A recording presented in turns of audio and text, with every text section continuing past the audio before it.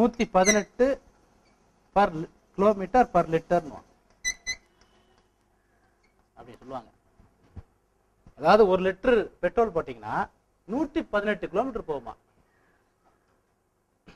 இன்னும் கிறுக்குத்தனமான சில பேர் சொல்லுவாங்க 118.5. என்ன சார் ரொம்ப ரூபாய் தான் ஒண்ணு. ஆனா நீங்க ஓட்டி பாத்தீங்கன்னா 60 தான் வரும், 50 தான் வரும். உடனே போய் நம்ம கேட்போம், இல்ல சார் 60 தான் சார். அப்படியா? இல்ல வருமே சார், நல்லா வருமே சார், ஒரு 70-80 வருமே. இதுல 118 இல்ல 118 வரும். ரோடு வந்து பள்ளம் இருக்கக்கூடாது, மேடு இருக்கக்கூடாது, பிரேக் பிடிக்கக்கூடாது, சிக்னல் இருக்கக்கூடாது. 118 கிலோமீட்டர் ஸ்பீடுல வந்து ஸ்பீடாமீட்டர் இந்த பக்கமும் அந்த பக்கமும் நகரக்கூடாது. ஓகேங்களா? அதாவது 100 கிலோமீட்டர் வேகத்துல போனோம் சார், நீங்க இல்லை 70 கிலோமீட்டர் வேகத்துல போனோம் சார், 50 கிலோமீட்டர் வேகத்துல போனோம், ஏர்லாம் கரெக்டா இருக்கணும்.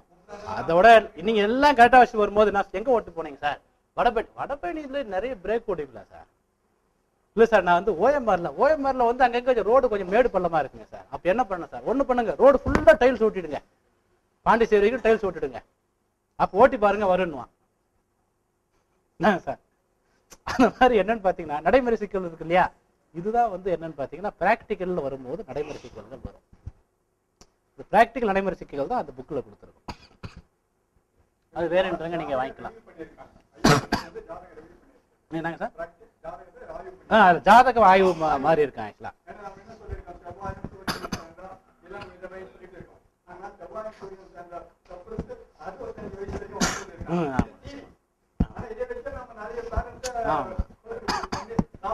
பிராக்டிக்கல் வரும்போது அது நடைமுறைகள் இல்ல.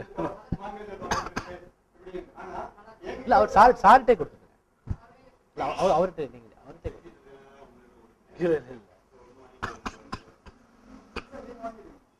இல்ல இல்ல நீங்களும் ஆயிடுங்க சார். உங்களுக்கு நீங்க கலெக்ஷன் பண்ணி நீங்க மொத்தமா கொடுத்தா போதும் எனக்கு.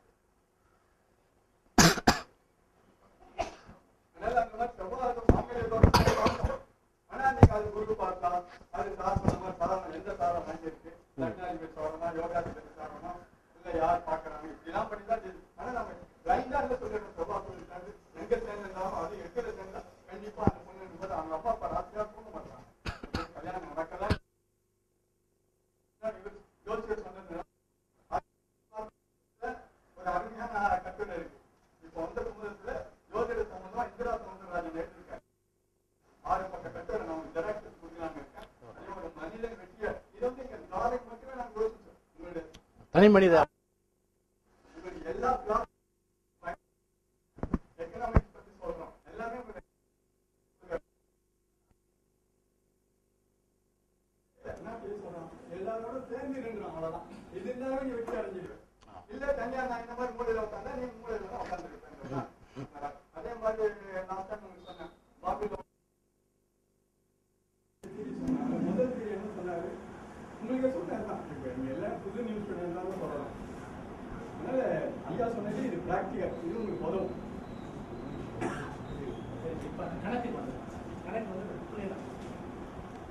பேஜ் நம்பர் பார்த்தா பிராக்டிகலாக நான் சொல்லி கொடுத்துறேன். இதை பேஜ் நம்பர் 24வது பக்கத்துல போட்டிருக்கோம் சார். பாருங்க 24வது பக்கத்துல ஒவ்வொரு கிரகத்தோடைய அந்த சப்ளாடோடைய அளவு எவ்வளவுன்னு போட்டிருக்கோம் சார். கேதுன்னா 46-40, சுக்கிரன்னா 2 டிகிரி இருக்கா சார். சூரியனா 40, அதாவது 24வது பக்கம் மொத்தத்தில் 13-20 மினிட் வரும் இல்லையா? நம்ம கணக்கு போட்டதோட இது சார். இதுல என்ன அப்படின்னு பாத்தீங்கன்னா, உதாரணத்துக்கு ஒரு கிரகம் இப்ப மேஷத்துல இருக்குன்னு வச்சுக்கலாம். மேஷத்துல புதன் கிரகம் 4 டிகிரி 40 மினிட்ல இருக்கு. இப்படின்னா என்ன அர்த்தம் முதல்ல புரிஞ்சுக்கலாம். இது மேஷ ராசி. மேஷத்துல 4 டிகிரி 40 மினிட்ல இருந்தா என்ன அர்த்தம் அப்படின்னு பாத்தீங்கன்னா, இந்த மேஷத்தை 30 பகுதியா பிரிச்சு இந்த 30 பகுதியில 4வது பகுதிக்கும் 5வது பகுதிக்கும் இடையில இருக்கிற பகுதியில புதன் இருக்காரு. கரெக்டா? 4வது பகுதிக்கும் 5வது பகுதிக்கும் இடையில ஒரு கேப் இருக்கு இல்லையா? இந்த மாதிரி பிரிக்கணும் இல்லையா? 1 2 3 4 பிரிக்கும் போது 30ன்னு பிரிக்கும் போது இந்த 4வது பகுதி இந்த இடத்துல புதன் இருக்காருன்னு சொல்லுவோம். அப்புறம் என்னன்னு பாத்தீங்கன்னா அந்த 4வது பகுதிக்கும் 5வது பகுதிக்கும் இடையில 60 டிவிஷனா பிரிச்சு அதுல 40வது டிவிஷன்ல புதன் இருக்கிறாரு. புரியுதா சார்? அதாவது பெரம்பூருங்கிற இந்தியாவில் இருக்கு, தமிழ்நாட்டில் இருக்கு, சென்னையில் இருக்கு. ஆனா சென்னை ஃபுல்லா பெரம்பூர் இல்ல. ஓகேங்களா? பெரம்பூர் சென்னையிலிருந்து சென்னையோட வடக்கு பகுதி அப்படின்னு சொல்றோம் இல்லையா? அதே மாதிரிதான் என்னன்னு பாத்தீங்கன்னா இது மொத்தம் இந்தியா. இந்த 4ங்கிறது சென்னை, 40ங்கிறது சென்னைக்குள்ள டிவிஷன். இதுக்கப்புறம் மினிட்னு இருக்கும், இது மினிட்டுக்கு அப்புறம் செகண்ட்னு இருக்கும், 50 செகண்ட் போட்டிருக்கோம். அது என்னன்னு பாத்தீங்கன்னா இந்த 40 60 பகுதியா பிரிச்சு அதுல 50வது பகுதியில புதன் இருக்கு. இப்ப இந்த புதன் எந்த நட்சத்திரத்துல இருக்கு சார் சொல்ல முடியுமா யாருன்னா? இந்த புதன் மேஷத்துல 4 டிகிரில இருக்கு. அப்படின்னா எந்த நட்சத்திரத்துல இருக்கு? அஸ்வினி நட்சத்திரத்துல இருக்கு. அப்ப என்ன சாரத்துல இருக்கு? கேதுவோட சாரத்துல இருக்கு. புதன் கேதுவோட சாரத்துல இருக்கு அப்படின்னு சொல்லிடுறோம். இது நட்சத்திரம். புதன் கேதுவின் நட்சத்திரத்தில் உள்ளார். இது எந்த உபநட்சத்திரம் அப்படின்னு பாக்கிறதுக்கு இந்த கேது நட்சத்திரம் 13 டிகிரியில எப்படி பிரிக்குதுன்னு பாத்தீங்கன்னா ஃபர்ஸ்ட் டிவிஷன் கேதுவுக்கு. கேதுக்கு எவ்வளவுன்னு பாத்தீங்கன்னா 0 டிகிரி 46 40 தான் கேதுவோட ஏரியா. இது கேது அதாவது 0ல இருந்து 46 40 வரைக்கும் கேதுவோட நட்சத்திரம், கேதுவோட உபநட்சத்திரம். இல்லைங்களா?